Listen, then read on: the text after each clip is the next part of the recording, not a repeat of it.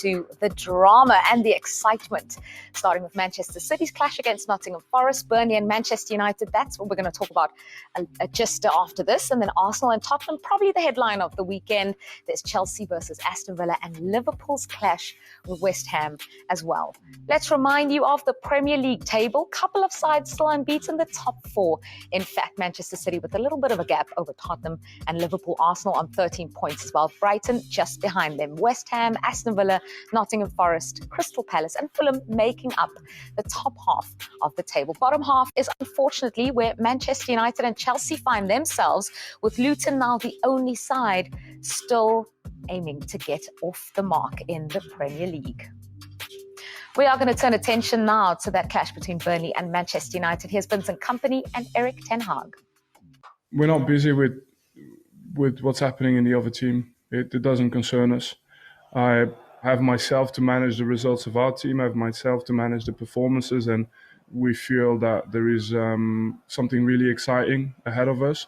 Eventually, one of these games will be ours, and I think the whole team lives to deliver this kind of moment for our fans. Erik, with Mason Mount nearly fit to come back into the team, would you consider playing him on the right wing, given that you've not got many options there at the moment?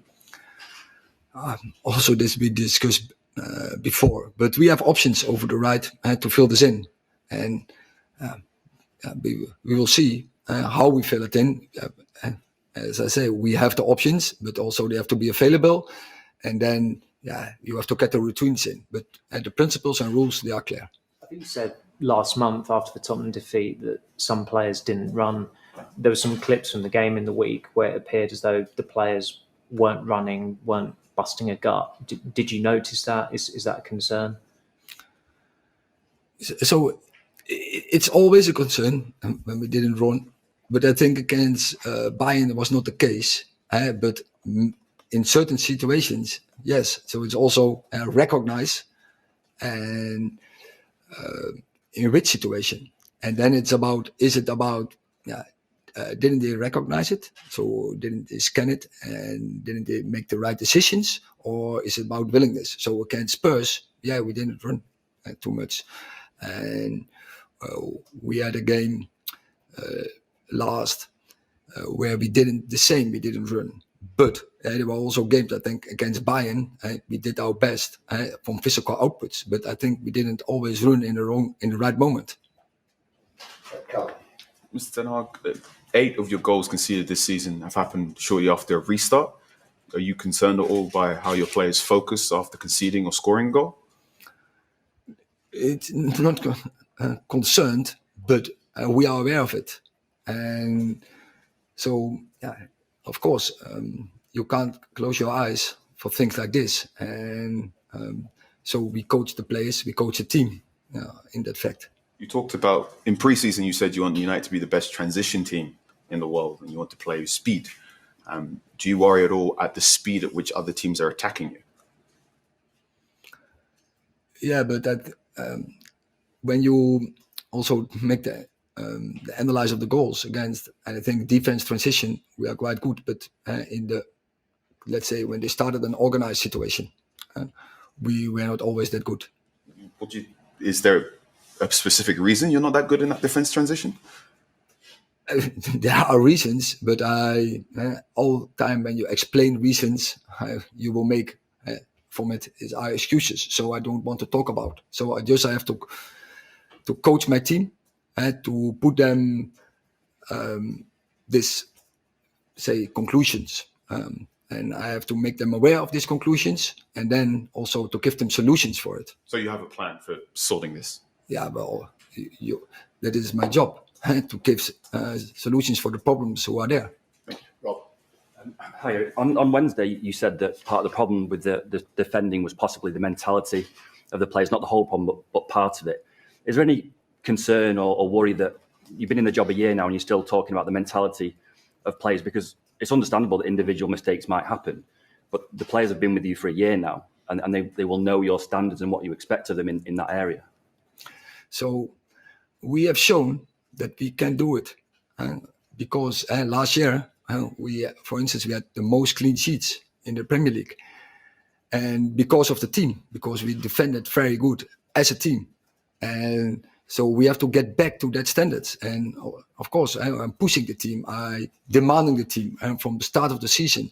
But it are human beings, are not robots, and so why they are not doing it?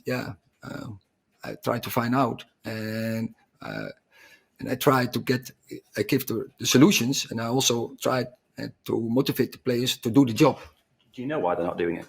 No, but there's always, and when you are in a period where we are in, and you always as a manager, you asking yourself these questions, and my job is to get them do the job. Neil, one of the big things you did last season was get a spirit back amongst the team. When you were in problems, the spirit brought you through. Has that spirit gone a little bit, do you think, at the moment? You can see if you bounce back like in Munich did, then you can't say the spirit is not right. Then they can fight back. I think we have other problems than that. And they are? All the time we talked about. I mean, a lot of people say that it's been said that this constant takeover in the background is a reason that filters down. Can that make any difference whatsoever? I already explained reasons. It will be excuses. So there are no excuses. We have to perform. Okay.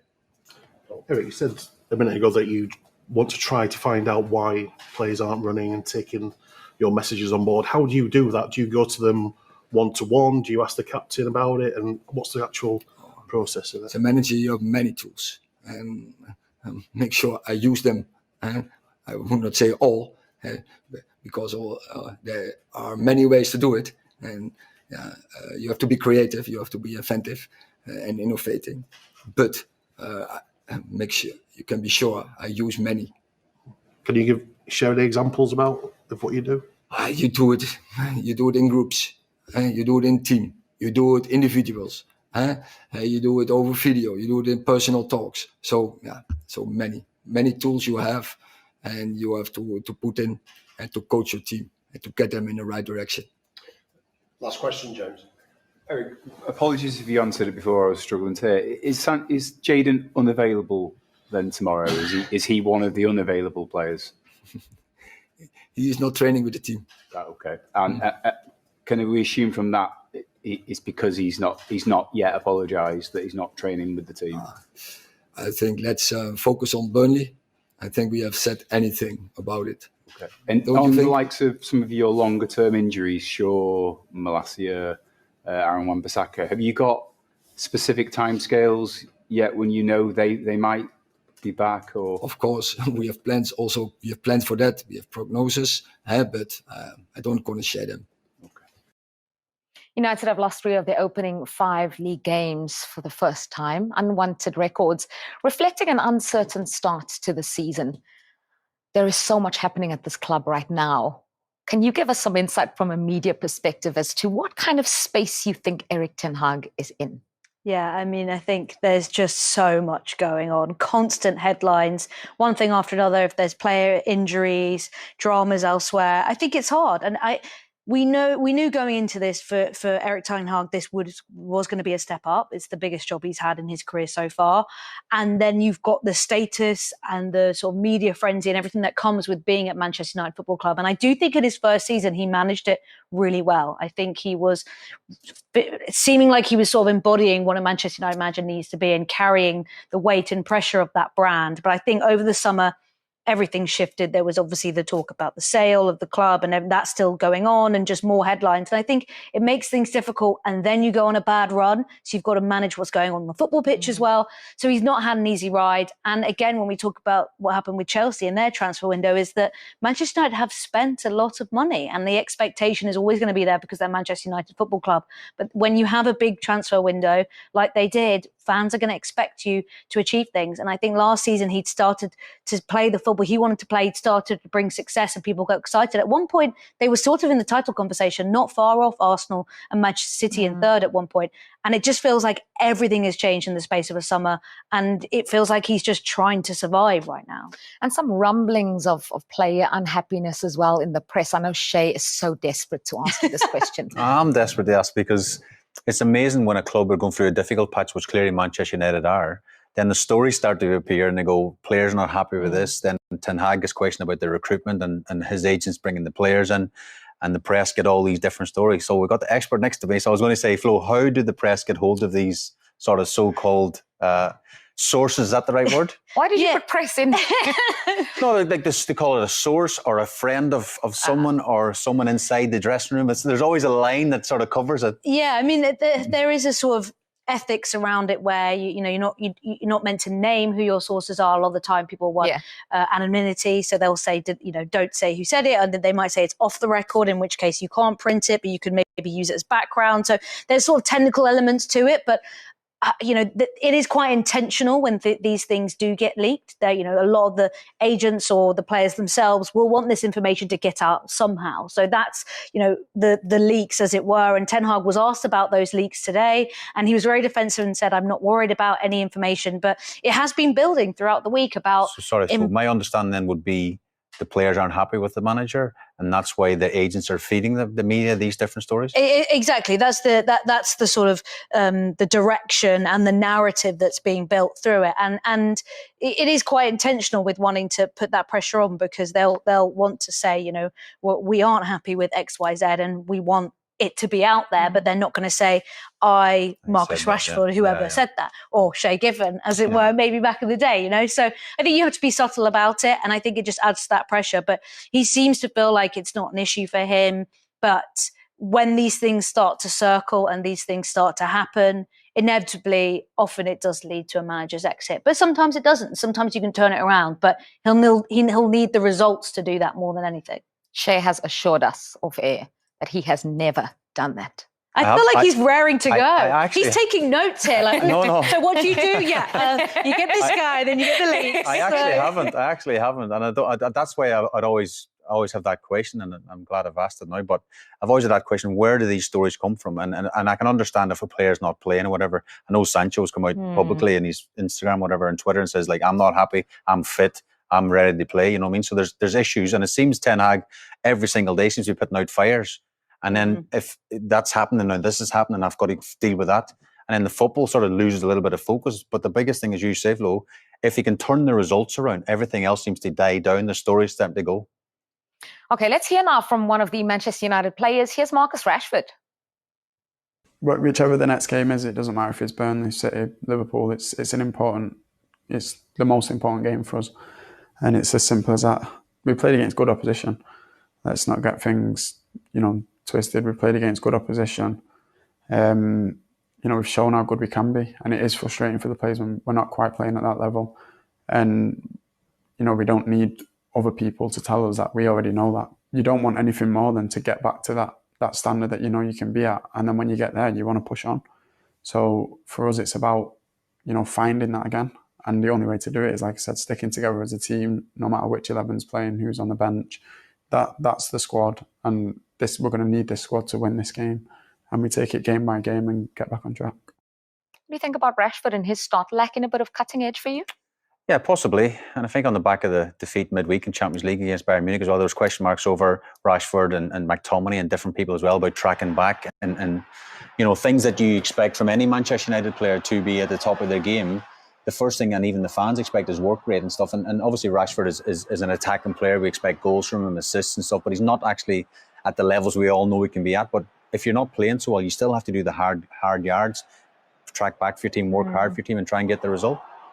I think he's probably been guilty of trying a little bit too hard, and maybe when he should pass it, he's going for the shot, or he's trying to force things and then running out of play. But so often we see Marcus Rashford pull those things out the bag and be exceptional in those moments. So I do think it's understandable why he feels like he has to be the guy right now, because he is Mr. Manchester United. He embodies that club. He's, I think, probably the only player in the first team starting now who's been through the academy system and has been there a very long time. So I think he does feel that pressure, and I think that's why he's almost trying to force it. And I think there's enough individual quality for Manchester United to see themselves through a lot of games, I think, including this game against Burnley. It's those bigger challenges where you think, this is how the game scenario is going to play out. This is how we need to manage those moments. That's when they struggle, because as a unit, they're just not there anymore. Are Burnley looking at this game saying, good time to play United, or the opposite?